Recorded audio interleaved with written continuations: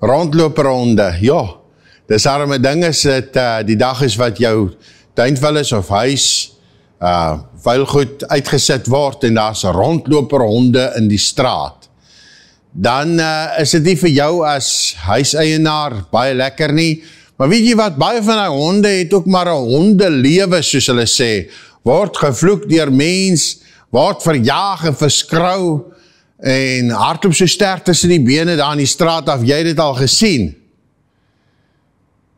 En wanneer ek hierdie honde sien, dan is daar altyd in my hart so 'n hartseer, 'n kompassie. En dan dink ek by myself, ai tog, ek weet my hondjie kry aandag, hulle spring op die bed, en jammer as jy nie daarvan hou nie, maar dis maar hoe dit gaan daar by my huis, en spring op my skoot, en die res van die gesin is nog baie erger oor die diere. Rondloperhonde, party van hulle se naam moet seker wees verskree, en party se naam moet wees vloek, en party se naam is ongelukkig, en party se naam van die honde se name is waarom leef ek tog? Ek word net verjaag. Nou ons het 'n pragtige hondjie nou die dag aangeneem by die, noem het shelter, die honde shelter, en die hondjie se naam is Rosalina, dis nou sy volle naam, Rosalina. Pragtige diertjie, dit so 'n klokkie om die nek en dans en hardloop rond. Nou lees ek in die Bybel in Matteus 15:21 en Jesus het daarvandaan weggaan na die streke van Tyrus en Sidon, sekere omgewing, en daar kry hy 'n vrou. En hierdie verhaal gaan nou oor 'n hondjie. En daar kry hy 'n vrou, en sekere Kanaanietiese vrou het gekom en na hom geroep. En sy het gesê, wees my barmhartig, Here, seun van Dawid, my dogter is duiwel besete. Jy gaan nou die stukkie van die hondjies hoor hier. Sy sê, my dogter is duiwel besete. Maar hy het haar nie 'n woord geantwoord nie. Toe kom die disippels nader en vra hom, stuur haar weg, want sy roep agter ons aan. So asof hulle sê, hierdie vrou is 'n las vir ons. Sy roep al agter ons aan, en dis nou net nie lekker nie. Dis 'n onsmaklike omstandigheid, en Here, stuur haar net weg, ons wil nie met haar sukkel nie. Maar hy antwoorde sê, ek is gestuur vir die verlore skape van die huis van Israel. Hy sê vir hierdie Kanaanietiese vrou, of soos van die evangelie sê, Syro-Fenitiese vrou. Hy sê vir hierdie vrou wat van 'n ander kultuur, van 'n ander land, nasionaliteit is, ek is net vir Israel gestuur, vir die verlore skape van Israel. En hierdie vrou vat nie nee vir 'n antwoord nie, want geloof vat nie nee vir 'n antwoord nie. Hierdie vrou kom en val voor hom neer en sê, Here, help my. Sy hou aan, en dis wat geloof is, geloof hou net aan, en ek wil jou aanmoedig om aan te hou en aan te hou. Hy antwoord en sê, vir haar is nou 'n tweegesprek, hierdie vrou sê, sy hou aan, en Jesus sê, het is nie mooi dat ek die brood van die kinders neem en dit vir die hondjies gee nie. Hy vergelyk nou hierdie vrou met 'n hondjie, en die genesing wat sy vir haar duiwel besete dogter nodig het, vergelyk hy met brood. Die wonderwerk vergelyk met brood. Hy sê eintlik by implikasie, die wonderwerke is net vir die kinders van Israel. Dis nie vir die nie-Jode nie, vir die heidene nasies nie, vir die nasies van die wêreld nie, want Jesus het aanvanklik mos gekom vir die Jode, toe hulle hom verwerp het, toe die saligheid oopgegaan vir die hele wye wêreld. Dit was sy plan in elk geval gewees. En so het ons nou saligheid, maar op daardie stadium net vir die Jode. En hierdie vrou sê, ag Here, U is reg, maar die hondjies eet daarom van die krummels wat van die tafel afval.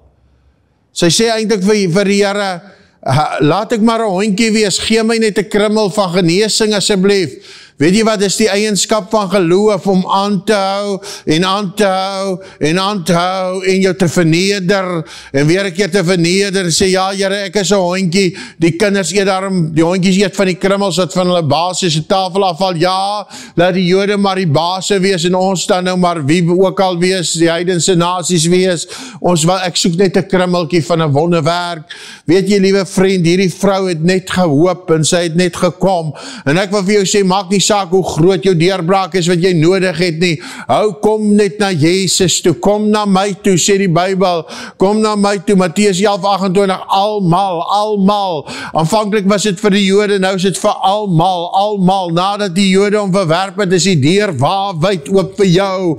Kom na my toe almal. En hierdie vrou het in die tyd wat dit nie vir almal was nie gekom, en sy het deurgedruk met haar geloof, sy het aangehou met haar geloof, sy het gesê, ag Here, laat ek dan maar 'n hondjie wees, gee net 'n krummel van genesing, want al val dit van die basis se tafels af, maar hy antwoord en sê, dis nie mooi nie, en sy sê, Here, gee maar net my die krummel, toe sê die Here, o vrou, groot is jou geloof, laat dit vir jou wees, soos jy dit wil hê, wat 'n toesegging, soos jy dit wil hê, groot is jou geloof, daar is niks wat geloof kan oorskadu nie, ja, liefde is groter as geloof, hoop is groter as geloof, maar weet jy wat geloof, laat hom nie stuit deur berge van omstandigheid nie, en ek wil vir jou sê, daar die siekte waarmee jy sukkel, daar die ongeneeslike omstandigheid wat jou nie wil toelaat om te kan loop nie, daar die siekte in jou bloed, daar die siekte wat jy nie weet, daar die omstandigheid wat jy nie weet hoe om dit te hanteer nie, waarvoor daar nie 'n mediese antwoord is nie, daar is niks wat my God nie kan doen nie, niks is vir hom te groot nie, te wonderbaar nie, daarom sê die Bybel mos nou in Romeine 10:12, daar is geen onderskeid tussen Jood en Griek nie, hy is die Here van almal, en oor almal wat hom aanroep. Jy sien, God is Here oor almal wat hom aanroep. Hierdie vrou het die Here aangeroep, en ek wil jou aanmoedig, roep my aan, sê die Bybel, in Psalm 50:15, in die dag van benoudheid, ek sal jou uithelp. Hy is Here oor almal wat hom aanroep, en vandag gaan ek saam met jou, aan die einde van hierdie uitsending, saam met jou, ek vertrou die Here dat jy sal vashou, saam met jou die Here aanroep, maar ek wil jou uitnooi, aanmoedig, as jy nie tot die einde toe luister nie, wil ek jou aanmoedig, roep hom aan, sommer nou sê, Here, help my, want hy hoor die gebed van almal wat hom aanroep. God soek jou, onthou jy daar die man in die Bybel met die naam van Saggeus? Onthou jy vir Saggeus? Die Bybel sê, hy het in Jericho gekom en daar deur gegaan, Jesus, hy het deur Jericho gegaan, deur daar die vervloekte stad, Jericho was mos 'n vervloekte stad, dis die stad waarvan die mure ingeval het, waarvan die boek Rigters ons leer, of liewer Josua ons leer, die mure het aangeval, nadat daar 7 dae lang omheen getrek was, deur geloof het daar die mure aangeval, en daar was 'n profesie dat die man wat hierdie stad sal herbou, sy eerstgeborene, wat die mure se fondamente gaan lê, die eerstgeborene van daai man sal sterwe, en dit het so gebeur, want God wou nie gehad dat hierdie stad moet herbou word, en hierdie was 'n vervloekte stad, maar Jesus het ook hierdie stad besoek. Maak die saak hoe vervloek jou omstandighede is nie, maak die saak hoe vervloek jou lewe is nie, maak die saak hoe vervloek jou huwelik is nie, hoe vervloek jou werk is nie, hoe vervloek jou agtergrond is nie, Jesus het ook Jericho deurgegaan, en daar was 'n man met die naam van Saggeus, sê die Bybel in Lukas, hoofstuk 19, wat in hierdie stad was, hy was 'n tollenaar, hy was 'n gehate persoon, binne 'n gehate stad, was hierdie tollenaar gewees, niemand het van hom gehou nie, hy was 'n skelm, hy het mense se geld gevat, hy het geld afgepers, hy het meer gevat as wat hy moes gevat het, en hierdie man wou Jesus sien, maak die saak hoe vervloek jou omstandighede is nie, maak die saak hoe donker jou prentjie is nie, as jy hom kan aangryp, hy sê, kom na my toe almal wat vermoeid en belas is, en ek sal jou uithelp, en jy moet my eer, en Saggeus het besluit, hy wil die meester sien, maar hy het 'n gebrek gehad, in die sin van, hy was kort van postuur, en hy kon net nie deur die skare die meester sien nie, en hy besluit om van sy waardigheid ontslae te raak, en hy klim toe binne in 'n willevye boom, om die meester te kan sien, en toe hy daar opklim in die willevye boom, toe kom Jesus daar verby, en Jesus het by daardie plek gekom, sê die Bybel, en hy sê toe, Saggeus, maar gou, klim af, want ek wil vandag in jou huis ingaan, en ek wil vandag vir jou hierdie profetiese woord gee, liewe vriend, maak gou, die Here wil in jou huis inkom, hy wil in jou omstandigheid inkom, hy wil jou situasie verander, hy wil jou hele lewe omkeer gee, almal wat die Here aanroep, almal wat hom innooi, vir hulle is hy 'n God van naby, en die Bybel sê, hy maak toe gou hierdie Saggeus, hy klim toe af, en hy die Here met blydskap ontvang, al wat die Here vra is, dat jy sal gereed maak en hom net sal ontvang. Dat jy hom net sal innooi. Hy die Here met blydskap ontvang. En toe almal dit sien, het hulle gemurmureer en gesê, hy het by 'n sondige man tuis gegaan. So Saggeus was 'n sondige man. Miskien voel jy ook, jy kwalifiseer nie vir die teenwoordigheid van die Almagtige nie, vir die Allerhoogste nie. Miskien voel jy ook, jy's nie goed genoeg nie. Jy's nie heilig genoeg nie. God soek iemand wat die deur oopmaak. Vir die kerk sê die Here, kyk, ek staan by die deur en ek klop, as iemand my stem hoor, as iemand. God is 'n God van die individu.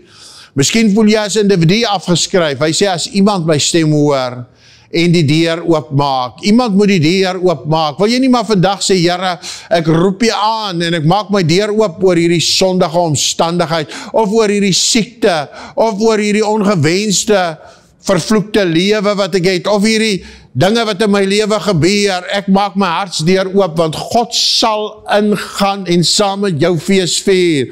As iemand my stem hoor en die deur oopmaak, dan sal ek ingaan, saam met hom maaltyd hou en hy met my. Ek sal ingaan. God sal inkom in jou omstandigheid. En die mense het gemurmureer, hulle het gesê, hierdie is 'n sondige man. Maak die saak wat mense van jou sê nie. Maak die saak wat die wêreld van jou sê nie.